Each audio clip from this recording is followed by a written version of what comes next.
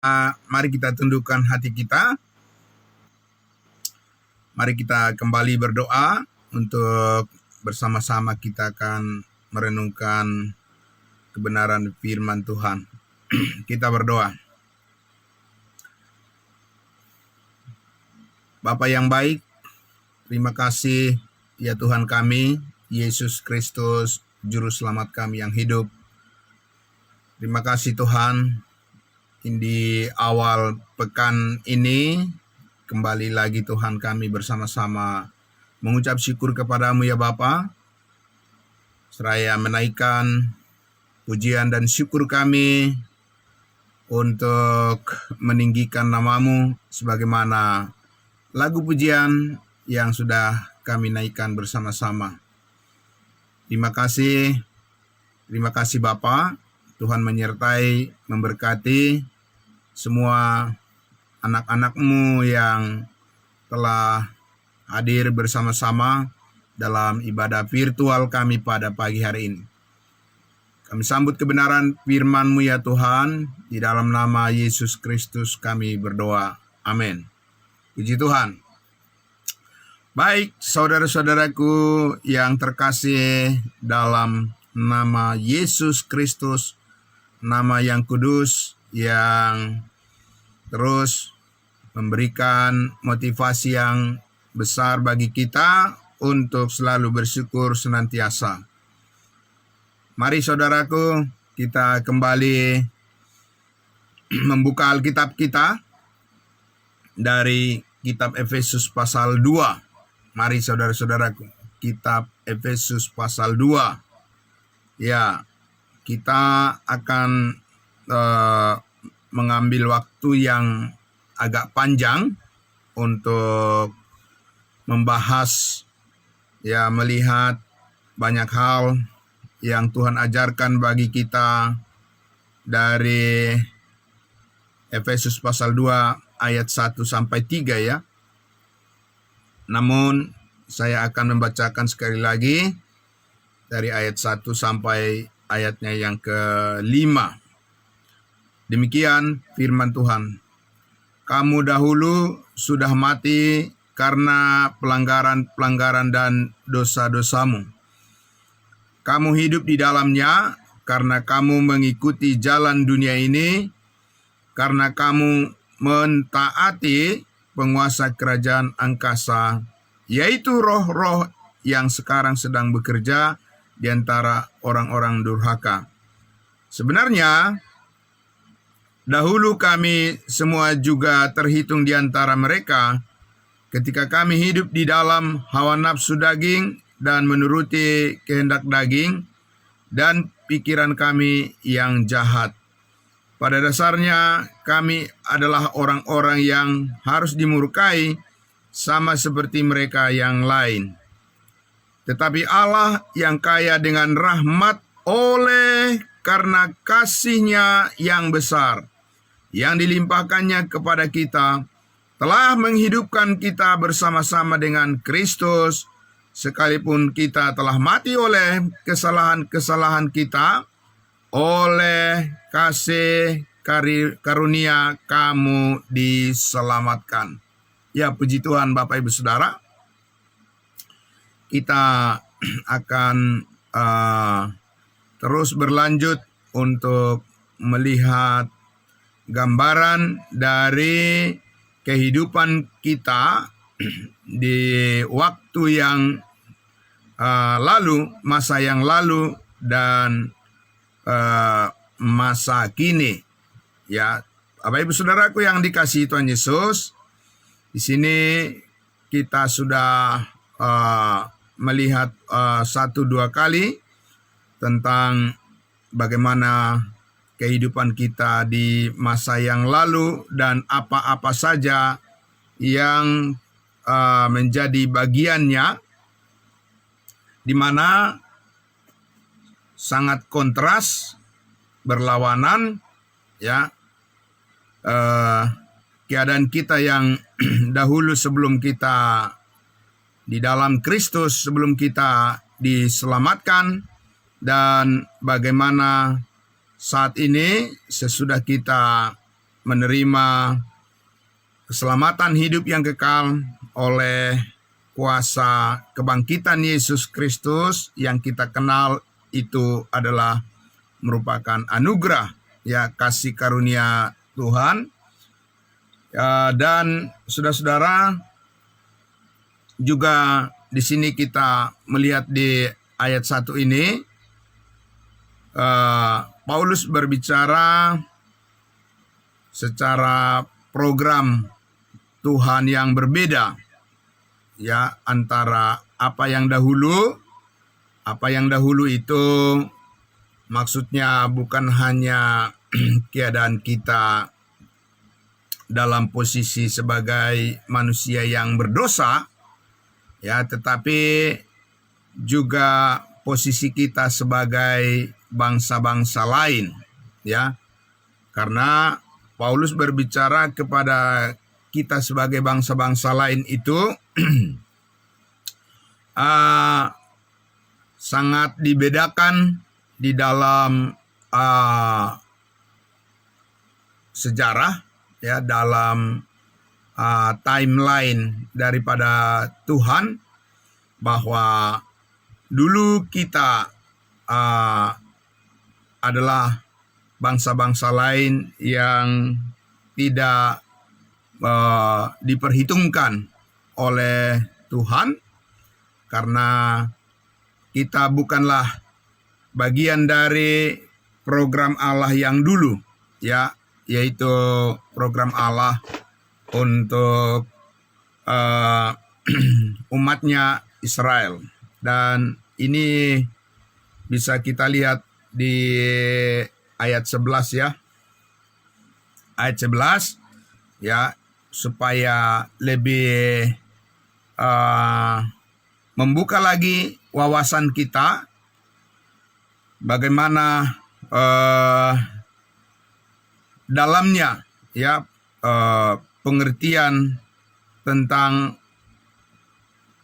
kamu dahulu sudah mati, berbicara tentang kita sebagai bangsa-bangsa lain di dalam sejarah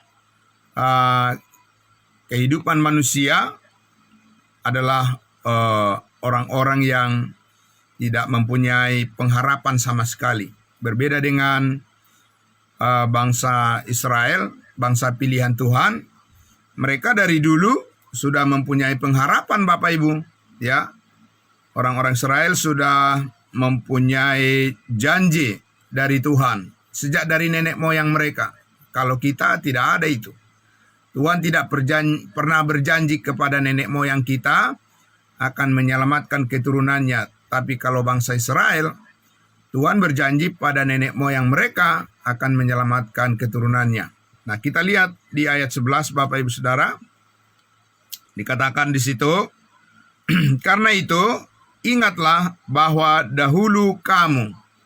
Jadi kata kamu di situ bukan bentuk tunggal, ya, tapi itu bentuk jamak, ya, untuk menegaskan keseluruhan daripada bangsa-bangsa lain. Sebagai orang-orang bukan Yahudi menurut daging.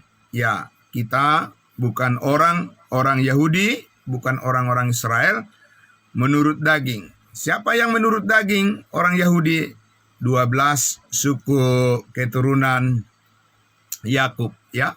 Itu adalah orang Yahudi menurut daging, mulai dari suku Ruben sampai Benjamin. Yang disebut orang-orang tak bersunat.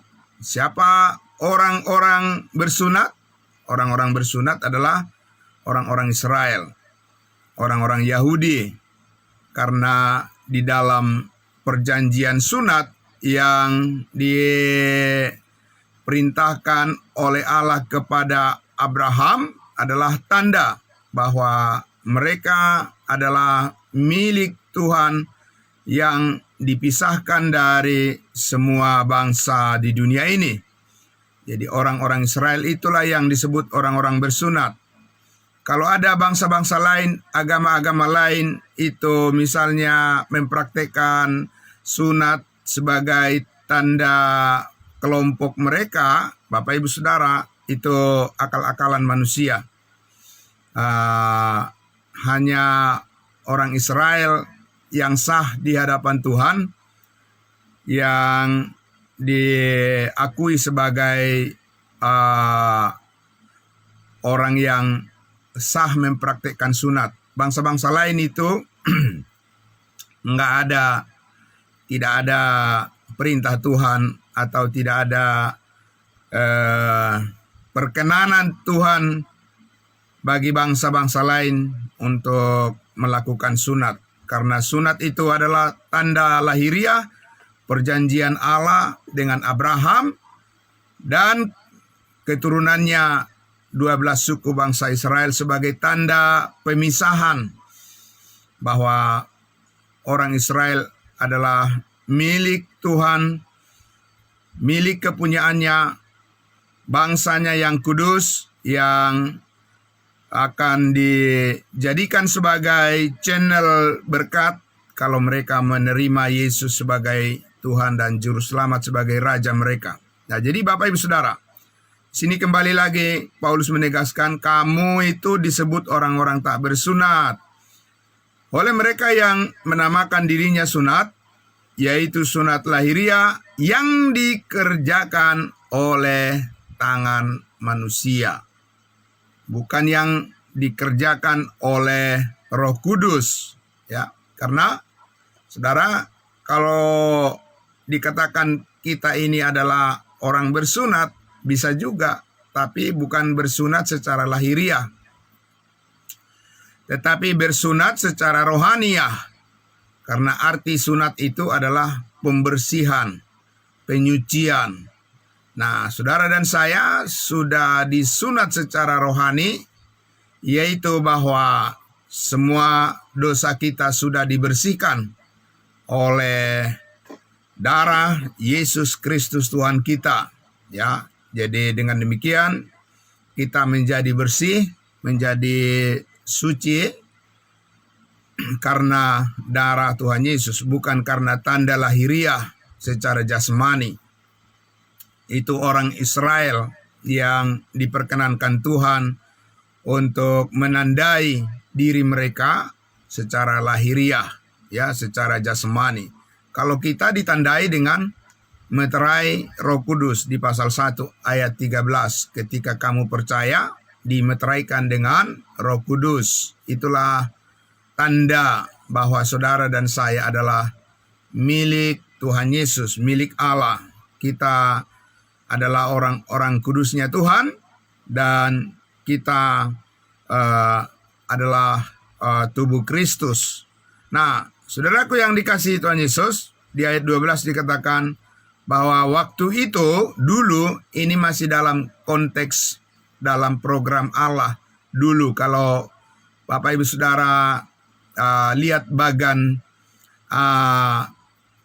yang ditempel di dinding gereja, ya, tempat ibadah kita, ya, saudara lihat di situ bagan ada tulisan dulu, dahulu, sekarang, dan akan datang. Jadi kalau saudara baca apa artinya dahulu di situ, nah itu berbicara tentang program Allah yang sebelumnya, yaitu program Allah bagi bangsa Israel yang sedang tertunda saat ini. Kenapa tertunda? Karena kesalahan orang Israel telah menyalibkan Yesus sebagai Mesias. Maka sepanjang masa perjanjian lama, ya, saudara dan saya dikatakan tadi adalah orang-orang yang tidak diperhitungkan oleh Tuhan. Di ayat 12 dikatakan, lebih lengkap lagi kita baca, bahwa waktu itu kamu tanpa Kristus, ya, tanpa Kristus.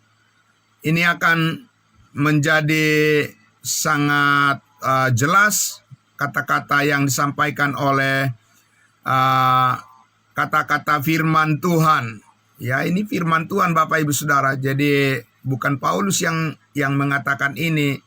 Tuhan Yesus minjam, ya, meminjam mulut daripada Paulus, meminjam tangan daripada Rasul Paulus untuk menuliskan, ya, firman Tuhan, bahwa kita dulu bangsa-bangsa lain itu disebut tanpa Kristus, ya.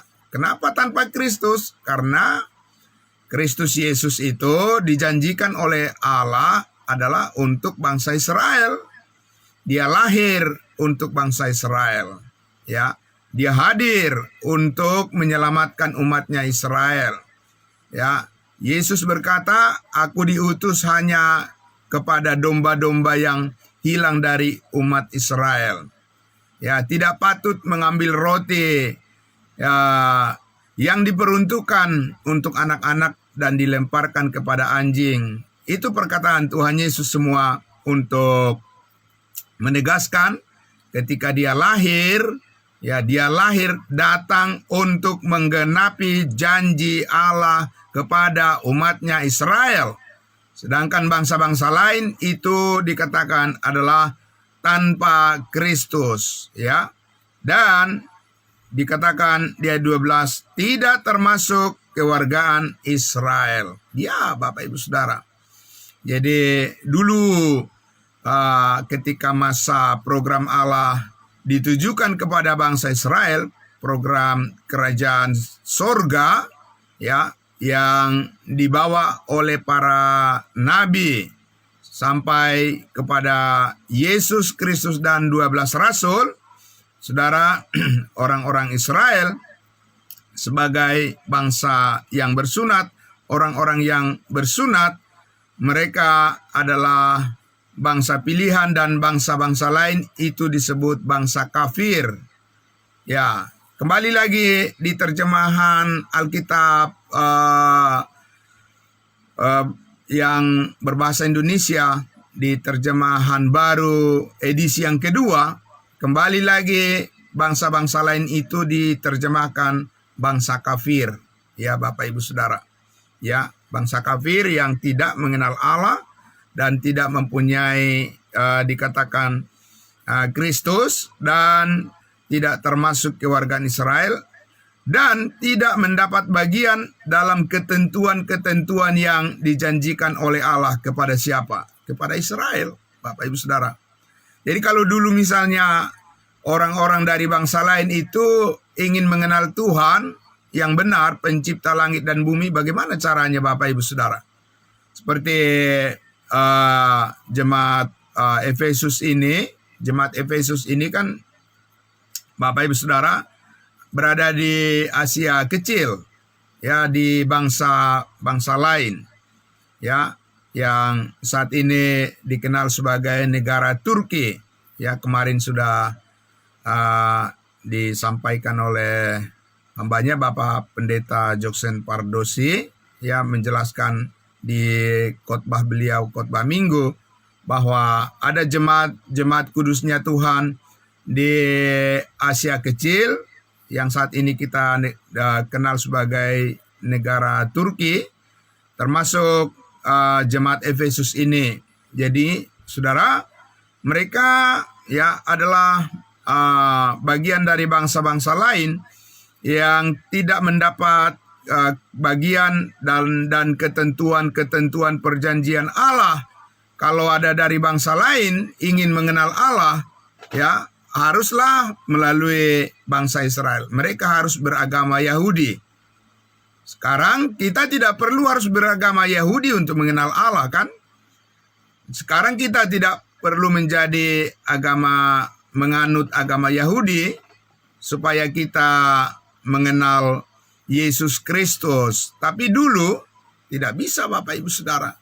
Ya, bangsa-bangsa lain itu harus masuk dulu menjadi agama Yahudi. Ya, mereka harus menganut hukum Taurat. Mereka harus merayakan hari raya bangsa Yahudi.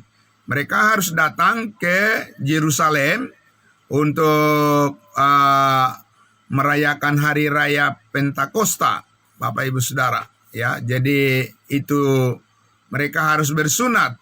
Bangsa-bangsa lain, kalau ada 1-2 berapa orang yang percaya dan mau mengikut Tuhan yang benar, ya, mereka harus pamit dulu, izin dulu. Ya, bukan pamit. Maksudnya mereka harus minta izin dulu kepada bangsa Israel, kepada orang Yahudi, kalau orang-orang dari bangsa lain yang mau mengenal Allah yang benar, mereka harus mengikuti tata ritual ibadah daripada orang-orang Yahudi, ya. Nah, tetapi Bapak Ibu Saudara, kita lihat tadi di ayat 12-nya dikatakan ya bahwa waktu itu kamu tanpa Kristus tidak termasuk kewargaan Israel dan tidak mendapat bagian dalam ketentuan-ketentuan yang dijanjikan, tanpa pengharapan dan tanpa Allah di dalam dunia.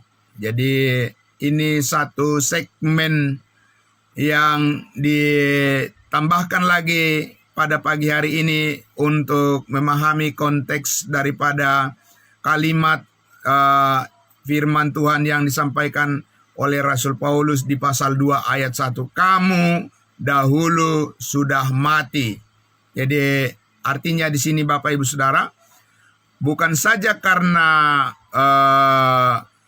dosa dan pelanggaran-pelanggaran secara universal ya yang dikenakan kepada semua manusia ya, tapi terkhusus di sini menekankan posisi daripada bangsa lain atau yang diterjemahkan juga sebagai bangsa kafir, yaitu kita dahulu secara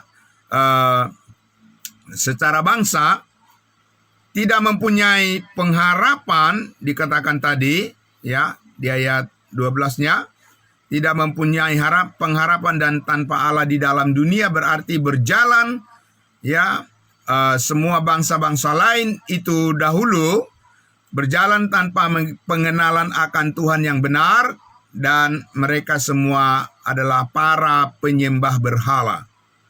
Ya, mereka semua adalah bangsa yang hidup menurut apa yang Paulus gambarkan di ayat 2. Ya, Efesus pasal 2 ayat 2 dikatakan kamu hidup di dalamnya, di dalam dosa. Karena apa? Karena kamu mengikuti jalan dunia ini. Ya, di hari-hari ke depan kita akan lebih dalam lagi mengupas arti daripada jalan dunia ini. Bapak Ibu Saudara, merupakan satu gambaran yang sangat mengerikan kalau kita lihat apa-apa saja ya yang termasuk dalam pemahaman jalan dunia ini, ya, jalan kehidupan, cara dunia ini bergerak ke arah mana, dan bagaimana motivasi-motivasi mereka melakukan segala sesuatu di luar daripada kehendak Tuhan. Jadi Bapak Ibu Saudaraku, namun kita lihat di ayatnya yang ke-13, kita harus membaca ayat 13 supaya bukan hanya kabar buruk yang kita dengar dengan gambaran posisi kita sebagai bangsa-bangsa yang tidak mengenal Allah di ayatnya yang ke-12, 5 tanpa. Ya, jadi saya menyebutnya ayat 12 itu untuk mengingat bagaimana posisi kita bangsa lain, 5 tanpa, ya, tanpa Kristus, tanpa kewargaan Israel, ya, tanpa perjanjian, tanpa pengharapan, dan tanpa Allah di dunia. Berarti apa yang menyertai? Yang menyertai adalah jalan dunia ini, yaitu manusia yang condong hatinya kepada penyembahan berhala. Ya, tidak ada satupun hal yang berkenan di hadapan Tuhan, dan semua manusia pada waktu itu, khususnya dari bangsa-bangsa lain yang tidak bergabung kepada bangsa Israel, yang tidak bergabung dengan orang-orang Yahudi menyembah Allah yang benar, semuanya akan mati binasa tanpa belas kasihan, karena upah dosa adalah maut. Namun, saudara, kita baca di ayatnya yang ke-13, ya, disitulah kabar baik, ya, yang sangat luar biasa Tuhan tunjukkan kepada kita bangsa-bangsa lain, ya. Apa itu? Dikatakan di ayat 13, tetapi sekarang di dalam Yesus Kristus. Amin. Jadi kembali lagi, saudara, lihat di bagan timeline yang ada di di tempat ibadah kita. Saudara bisa lihat itu setiap minggu, ya. Itu adalah hasil karya yang diteruskan oleh Bapak kita almarhum pengajar kita, ya, Bapak Evangelis Dales Kawinda, untuk jadi bahan alat peraga bagi saudara dan saya untuk termotivasi terus untuk belajar memahami timeline daripada Allah terhadap semua dalam sejarah manusia, ya. Nah, jadi di situ ada kata sekarang. Sekarang itu apa? Sekarang itu adalah program Allah, ya, program kasih karunia, dispensasi kasih karunia Allah. Tetapi sekarang di dalam Yesus Kristus, amin. Tetap di dalam Yesus Kristus, Bapak Ibu Saudara. Ya, jadi Yesusnya bukan dua, programnya yang dua, amin. Iya, program Allah yang ditetapkan dua bagian, bukan Yesusnya dua, Bapak Ibu Saudara. Jadi jangan sampai salah nanti memahami kalau dikatakan waktu Yesus lahir adalah untuk bangsa Israel, ya, lalu sesudah kematiannya adalah untuk bangsa lain. Bukan Yesusnya dua, Bapak Ibu Saudara, satu Yesusnya. Yesus adalah satu, Tuhan kita adalah satu, ya, tetapi Dia mempunyai dua program kepada manusia. Karena Allah itu bekerja berdasarkan program, amin. Ya, bukan dicampur aduk, Bapak Ibu Saudara semuanya, seperti pemahaman umumnya umat Kristen di dunia ini, ya. Dicampur aduk semuanya. Ya, Tuhan membagi programnya, ya. Jadi sekarang program Tuhan adalah, ya, memberkati kita di dalam Yesus Kristus. Kamu yang dahulu jauh sudah menjadi dekat oleh darah Kristus. Amin. Saudaraku yang dikasihi Tuhan Yesus, pemahaman bangsa Israel, ya, para nabi, para rasul, mereka tidak secara khusus menganggap kedekatan mereka dengan Tuhan adalah karena darah Yesus Kristus. Tidak. Mereka menganggap kedekatan mereka dengan Allah adalah karena perjanjian Allah dengan nenek moyang mereka, ya, dengan Abraham, Isa, dan Yakub. Itu makanya waktu Yesus menjelaskan kepada orang-orang Farisi dan ahli Taurat bahwa Yesus adalah utusan daripada Allah Bapa, ya, Yesus adalah Allah anak yang menjelma menjadi manusia, ya. Orang-orang Farisi mengatakan apa? Mereka mengatakan, adakah engkau lebih besar daripada nenek moyang kami Abraham? Nah, itu Bapak Ibu Saudara. Jadi oleh karena orang-orang Israel itu menganggap kedekatan mereka dengan Tuhan, ya, dengan Elohim, ya, adalah karena mereka mengingat perjanjian Allah dengan nenek moyang mereka Abraham, Isa, dan Yakub. Dan karena memang kalau kita baca juga, ya, di dalam kitab Keluaran ketika dikatakan Allah ingin membebaskan umatnya Israel dari perbudakan di Mesir, di situ ada kalimat kata-kata firman, ya, dikatakan di situ, lalu Allah mengingat perjanjiannya dengan Abraham maka Allah mengeluarkan bangsa Israel, keturunan Abraham dari perbudakan di Mesir. Jadi, saudara yang dikasihi Tuhan Yesus, sementara kepada kita bangsa-bangsa lain, ya, yang disebut bangsa-bangsa kafir, bangsa-bangsa yang tidak bersunat, ya, bangsa di luar dari umat Israel, ya, disebutkan di situ, kamu dahulu yang jauh, sekarang sudah menjadi dekat oleh darah Yesus Kristus. Amin. Jadi sebelum penumpahan darah Yesus Kristus, tidak ada Bapak Ibu Saudara, ya, penawaran keselamatan kepada bangsa lain secara terbuka seperti sekarang ini. Tidak ada. Dan berita penawaran keselamatan secara cuma-cuma oleh kasih karunia Tuhan ini, siapa yang membawa Bapak Ibu Saudara? Itu Rasul Paulus. Dari siapa dia terima beritanya? Dari Tuhan Yesus yang sudah dipermuliakan di sorga. Amin. Pengampunan segala dosa dan keselamatan hidup yang kekal dikaruniakan kepada setiap orang yang percaya secara cuma-cuma. Itu siapa yang membawa Bapak Ibu Saudara? Itu Rasul Paulus yang membawa berita itu, saudara.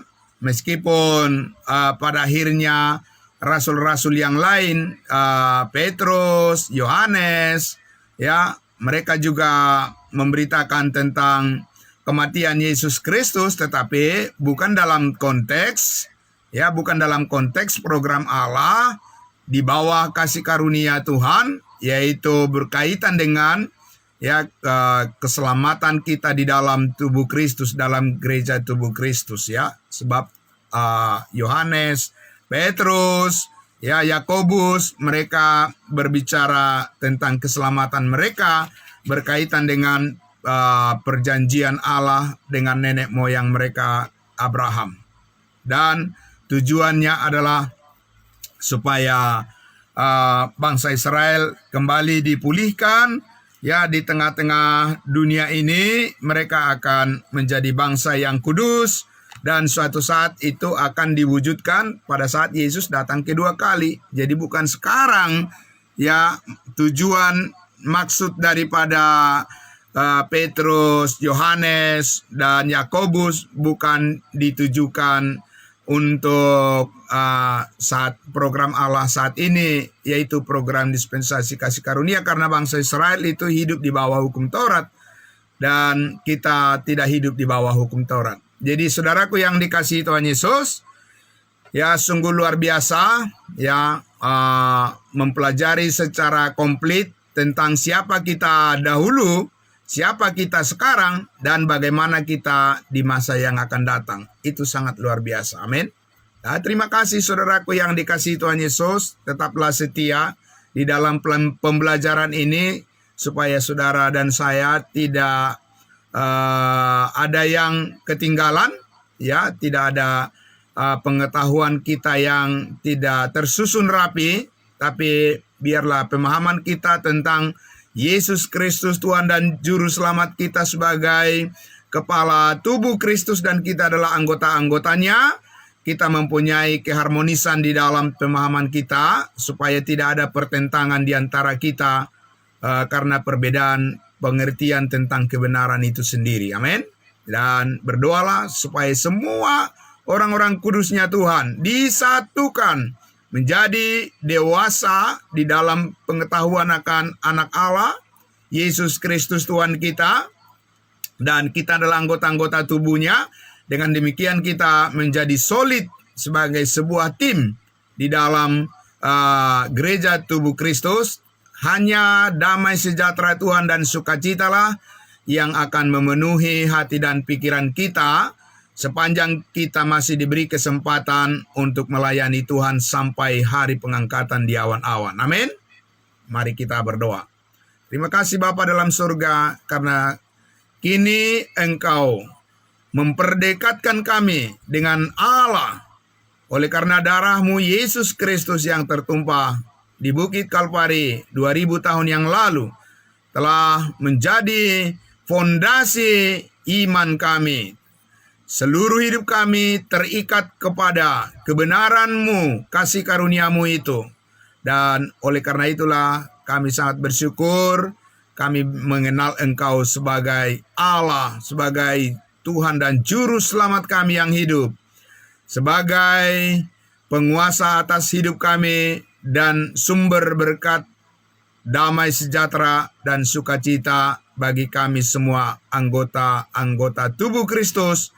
Dan kami ingin menyembah-Mu, mempersembahkan seluruh hidup kami, tubuh kami, menjadi persembahan yang kudus yang berkenan kepada Allah. Sebab itulah yang Engkau kehendaki bagi kami semua. Kami serahkan hari yang kami jalani. Hari ini hari yang penuh berkat dan sukacita damai sejahtera. Dan kami percaya apa yang kami lakukan akan semuanya berhasil. Karena pertolongan Tuhan di dalam kasih karunia-Mu kami terus dikuatkan dan dimampukan. Kami bersyukur dalam nama Tuhan Yesus. Amin. Amin. Selamat pagi, saudaraku. Ya. Terima kasih Pastor Charles. Terima kasih Pak Pendeta Yohanes. Tuhan memberkati semuanya. Terima kasih. Amin. Ya, amin.